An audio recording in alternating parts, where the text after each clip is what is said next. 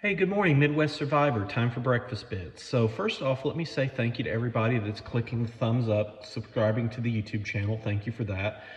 Keep doing that. Keep subscribing. Keep liking the content.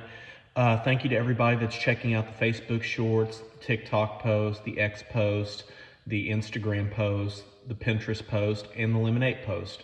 Be sure to check out the content on that. But today's breakfast bits topic is a very sensitive one to me.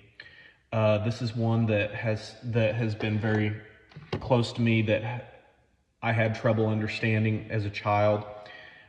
Um, Today's topic is God does not require you to stay in harm. Now, I grew up in a Pentecostal apostolic background. Suffice to say, whenever I was 6 years old, I experienced physical and emotional abuse at the hands of a pastor's wife that was enabled by my parents.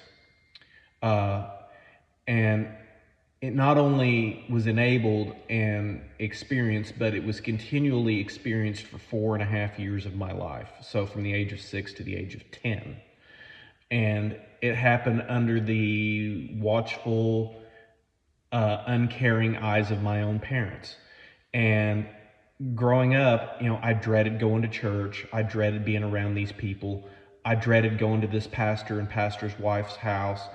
I just dreaded it, and it caused a lot of anxiety and emotional trauma in my life. And later, at the age of 16, my dad went back to pastor that church. Even though that pastor's wife was dead and gone, I was still dealing with the emotional abuse and the emotional trauma of that. So today's topic is God does not require you to stay in harm. So for years, many people have been told that faith means enduring abuse, enduring manipulation, enduring mistreatment without question. You just got to deal with it. Well, we're a family. We got to go. We got to go where God tells us. We can't leave because God didn't tell us that we could leave. But that is not what Scripture teaches. God calls us to love, He calls to forgive, and He calls to seek peace. He never once commanded us to remain in situations where we were being harmed. Let me repeat that. He never commands us to remain in situations where we are being harmed.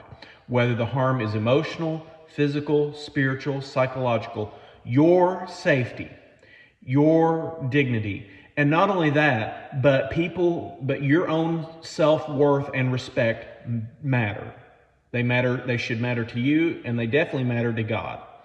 Even throughout the Bible, people escaped danger. David fled from Saul when his life was threatened.